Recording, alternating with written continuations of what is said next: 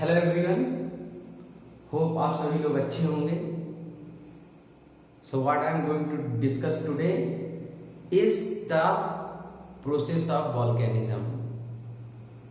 जो ज्वालामुखी की प्रक्रिया होती है, मैं आज उसको डिस्कस करूंगा। और आप लोगों से मेरी गुजारिश है, मेरी रिक्वेस्ट है कि please do watch my videos and if you like it share and subscribe. अपने दोस्तों के साथ शेयर करिए।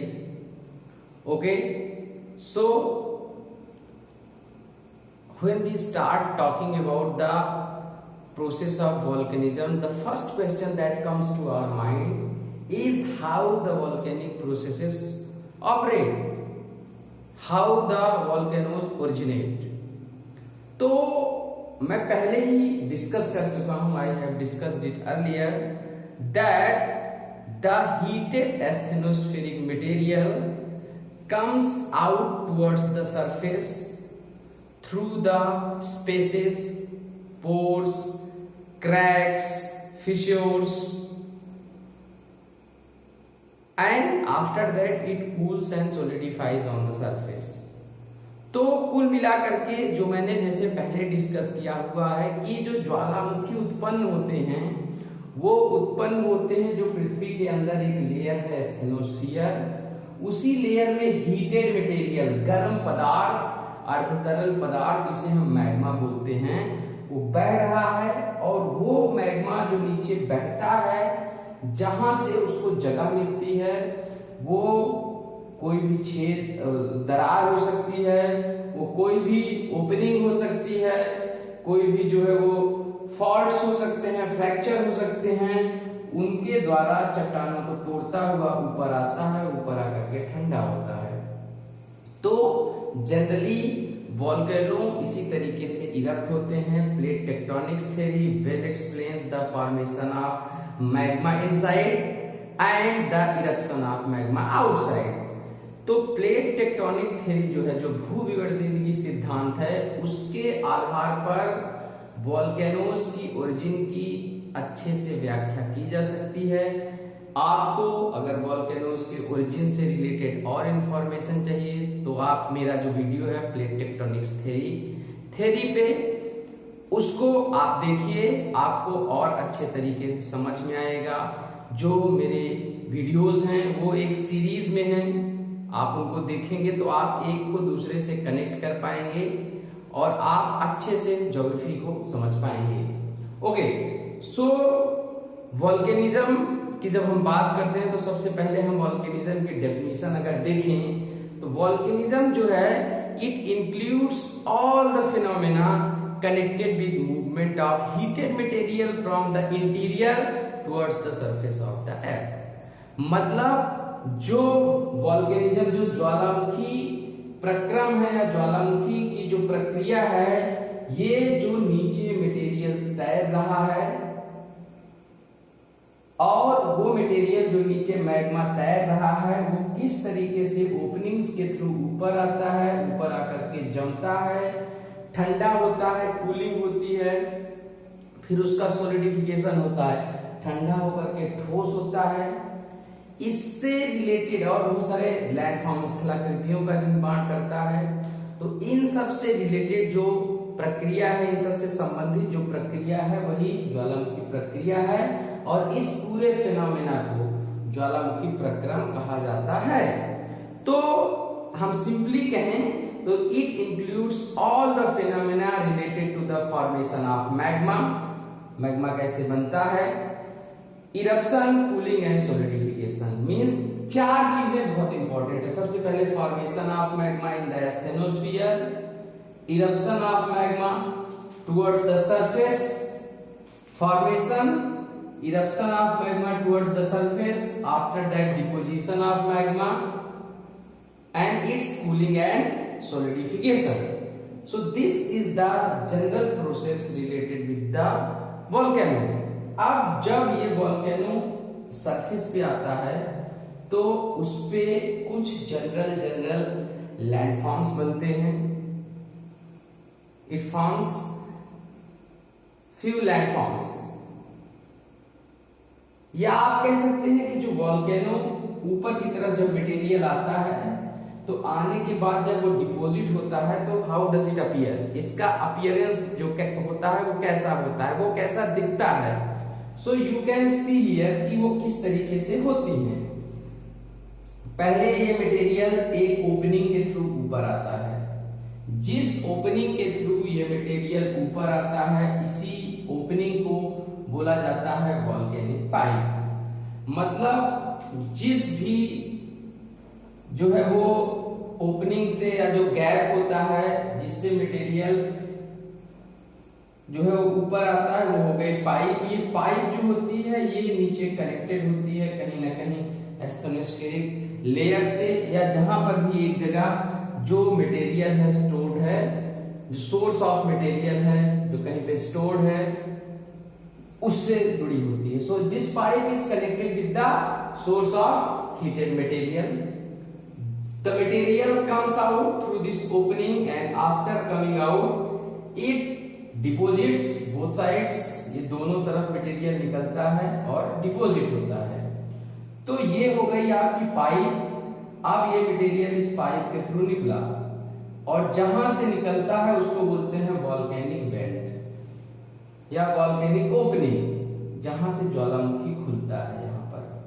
अब ये मटेरियल यहां से निकल करके ऊपर आया इसी पाइप के थ्रू। आने के बाद क्या होता है, ये जो है वो मटेरियल, ज्यादातर मटेरियल क्या होता है एक मोमेंटम में बाहर आता है, बहुत तेजी से बाहर आता है और बाहर आने के बाद ये यहाँ की जो जगह होती है ऊपर की जो है वो जिस भी जगह से आता है उसको उड़ा देता है, उड़ा करके खूब तेजी से ऊपर की तरफ फेंकता है। सो ये एक ब्लास्ट के साथ ऊपर आता है, blast the upper surface and throws the material upwards towards the sky, और उसके बाद ये मटेरियल जो है वो अगल बगल डिपॉजिट होने लगता है। तो यहाँ पर एक कड़ाही नुमा स्थलाकृति बन जाती है, एक cauldron type of structure is found here which is called volcanic crater, जिसको बोला जाता है क्रेटर। तो यहाँ पर क्रेटर होता है, इसका जो ओपनिंग के आसपास वाला एरिया एक गड्ढा टाइप का, एक बाउल शेप्ड स्ट्रक्चर जिसे आप कह सकते हो, एक कल्ड्रान टाइप स्ट्रक्चर, ऐसे एक स्ट्रक्चर बन जाता है। आप दोनों हथेलियों को जोड़िए ऐसे, तो जो ये स्ट्रक्चर बनता है दोनों हथेलियों को जोड़ने के बाद वो लगभग इस तरीके का ऐसा स्ट्रक्चर बन जाता है जिसको बोला जाता है वॉल्केनिक क्रेटर। तो वॉल्केनिक क्रेटर और उसी क्रेटर के आसपास यहां पर ये मटेरियल गिरने के बाद ठंडा होता है, कूल डाउन होता है और उसके बाद ठोस हो जाता है। So it cools and solidifies and forms a cone. तो ये ज्वालामुखी की स्थलाकृतियां हैं, या आप कह सकते हैं ज्वालामुखी जो होता है वो ऊपर से उसका अपीयरेंस इस तरीके से होता है। It is how a volcano appears. So volcanic crater, volcanic went and volcanic pipe, ये हमने देख लिया। अब ये जो मटेरियल डिपॉजिट होता है दोनों साइड में, ऐसे डिपॉजिट होकर के फॉर्मेशन करता है एक कोन का, तो इसको वॉल्केनिक कोन, ये कोनिकल स्ट्रक्चर में ये डिपॉजिट होता है। वैसे सिंपल सा कह लीजिए deposits in a conical structure which is called volcanic cone. इसको हम ज्वालामुखी शंख बोलते हैं। तो इस तरीके से ज्वालामुखी जो होते हैं वो निकलते हैं और इस तरीके का उनका अपीयरेंस होता है। इसके बाद जो सबसे इंपॉर्टेंट चीज है कि जब भी ज्वालामुखी जो होते हैं वो निकलते हैं, ज्वालामुखी निकलने के बाद उनमें से कौन कौन से मटेरियल निकलते हैं। जब यहाँ से पाइप के थ्रू मटेरियल निकलता है, ब्लास्ट होता है, तो उसके साथ कौन कौन से मटेरियल निकलते हैं ये बहुत ही इंपॉर्टेंट है। तो अब हम इसको देखेंगे कि what are the materials that comes out during the eruption of a. So the materials that erupts during the process of volcanism are listed here। आप देख सकते हैं, you can see कि कौन कौन से मटेरियल जब ज्वालामुखी की प्रक्रिया होती है तो वो निकल करके बाहर आते हैं। तो बेसिकली क्या होता है, तीन तरीके के मटेरियल होते हैं जो ज्वालामुखी प्रक्रम के समय बाहर आते हैं। आप बोर्ड पर यहाँ देख सकते हैं। फर्स्ट ऑफ ऑल जो सबसे ज्यादा होता है वो होते हैं आपके gases and water vapour. Gas और जलवाष्प सबसे अधिक मात्रा में जब वॉल्केनिक इरप्शन होता है तो बाहर आते हैं, मतलब बहुत तेजी से ब्लास्ट होता है। और जब ब्लास्ट होता है तो जो सबसे ज्यादा मटेरियल बाहर आता है, आप जब भी कभी भी कोई वीडियो देखिए वॉल्केनिज्म से रिलेटेड तो आप ये पाएंगे कि जो मटेरियल बाहर आ रहा है उसमें बहुत ज्यादा धुआं टाइप से फॉगी मटेरियल होता है जो निकल करके बाहर आता है। तो ये जो फॉगी मटेरियल होता है बेसिकली गैस और वाटर वेपर होता है, जलवाष्प होता है, जिसकी मात्रा सर्वाधिक होती है। So you can see here it contains 60 to 90% of the total material that comes out. जो कुल मिलाकर के पदार्थ बाहर आता है उसका 60 से लेकर के लगभग 90% जो होता है इरप्टिंग मटेरियल का बाहर आने वाले पदार्थ का, वो होता है गैस और वाटर वेपर। वाटर वेपर मतलब जलवाष्प। गैस, अब गैस जो होती है वो कौन कौन सी गैसेस होती हैं ये आप यहाँ पर देखिए, देख सकते हैं, लिखा हुआ है। बेसिकली जो कार्बन डाइऑक्साइड है, सल्फर डाइऑक्साइड है, नाइट्रोजन है, तो ये कार्बन, नाइट्रोजन, सल्फर ऐसी गैसेस जो होती हैं वो ज्यादातर इरप्शन के समय बाहर आती हैं। जब मटेरियल नीचे से ऊपर आता रहता है तो रास्ते में उसको जो हमारा अंडरग्राउंड वाटर है उसकी भी लेयर्स मिलती हैं, तो बहुत सारा पानी जो होता है उसको वेपर में कन्वर्ट कर देता है। वो पानी भी जो होता है जलवाष्प के रूप में बाहर निकलता है। तो बेसिकली क्या होता है कि गैस और वाटर वेपर सबसे ज्यादा होता है वॉल्केनिक मटेरियल में। दूसरे नंबर पर जो सबसे ज्यादा होता है वो आपका होता है मैग्मेटिक मटेरियल, जिसे हम कहते हैं मैग्मा और लावा। So the after gas and water vapor, the material that comes out is your magma. Magma means basically molten rock material. Magma का मतलब क्या है कि ये जो पिघले हुए चट्टानी पदार्थ होते हैं, जो पिघले पदार्थ होते हैं, पिघली चट्टानें होती हैं, वही पिघल करके चट्टानें नीचे स्टेनोस्फीयर में पिघलती हैं। टूटने के बाद मैंने बताया था, आपको याद होगा, कन्वर्जेंट प्लेट मार्जिन्स।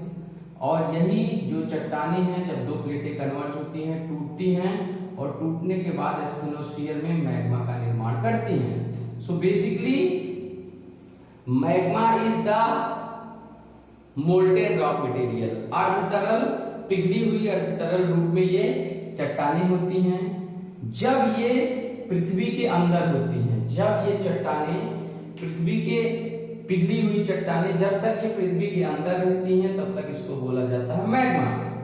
लेकिन जब ये ऊपर आ जाती हैं सरफेस पे तो उसको बोला जाता है लावा। तो मैग्मा और लावा में एक डिफरेंस है, इसको आपको देखना पड़ेगा कि क्या डिफरेंस है मैग्मा और लावा में। मैं पहले ही बता चुका हूं कि जब ये एक वॉल्केनिक वेंट है और इस वेंट के थ्रू मटेरियल जो है it comes out through a went. So when it is inside, the material is inside, वो कहीं पे भी हो सकता है, ये पाइप के अंदर हो सकता है, इधर कहीं हो सकता है स्टेनोस्फीयर में जहां पे स्टोर होता है। So it is called magma. Inside it is called magma, but when it comes up, यहां पे ये हो गया आपका मैग्मा, पर ये जब बाहर यहां पर आकर के डिपॉजिट होने लगता है तो इसको बोला जाता है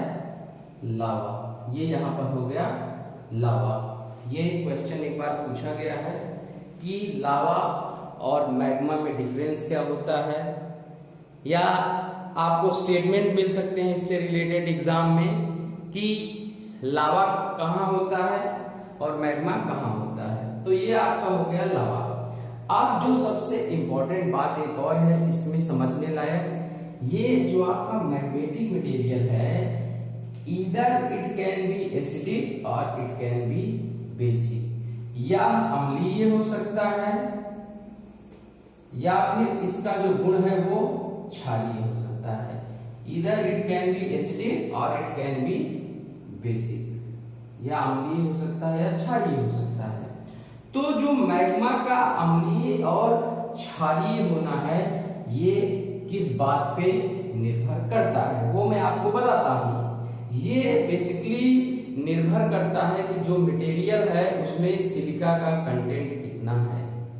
सिलिका की मात्रा के आधार पर इसका अम्लीय या क्षारीय होना निर्धारित होता है।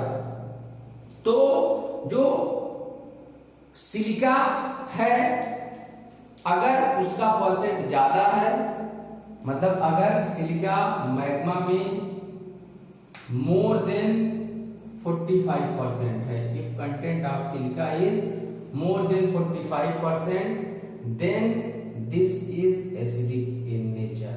अगर सिलिका की मात्रा जो है वो 45% से ज्यादा है तो इसको जो भी मैग्मा होगा उसको बोला जाएगा कि वह एसिडिक गुण का है।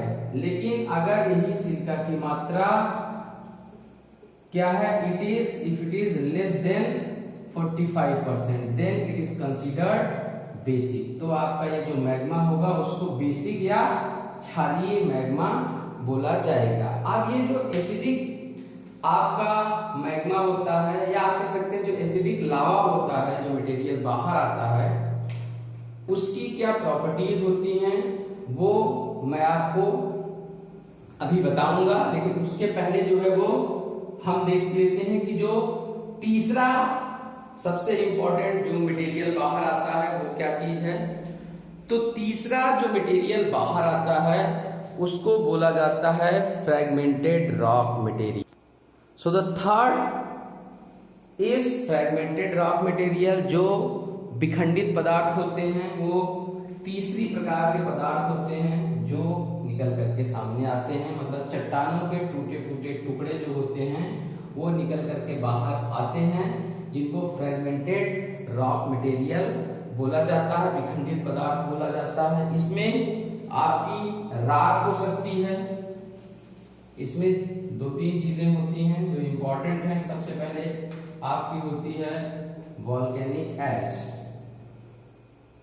वॉल्केनिक ऐश या ज्वालामुखी की राख। इसके साथ बहुत बार राख निकल करके बाहर आती है या जिसे वॉल्केनिक ऐश कहते हैं वो निकल करके बाहर आती है। दूसरी जो इंपॉर्टेंट चीज है वो आपके होते हैं वॉल्केनिक बम, वॉल्केनिक बम। वॉल्केनिक बम मतलब जो चट्टानों के बड़े बड़े टुकड़े निकल करके बाहर आते हैं उसको बोला जाता है वॉल्केनिक बम। लेकिन means the bigger sized materials that rock material that comes out are called volcanic bumps। लेकिन अगर उनकी साइज जो होती है विखंडित पदार्थों की रॉक मटेरियल्स की वो छोटी होती है तो उनको बोला जाता है लैपिली। थर्ड होती है अगर मतलब आप ये कह सकते हैं smaller payable like particles that comes out, smaller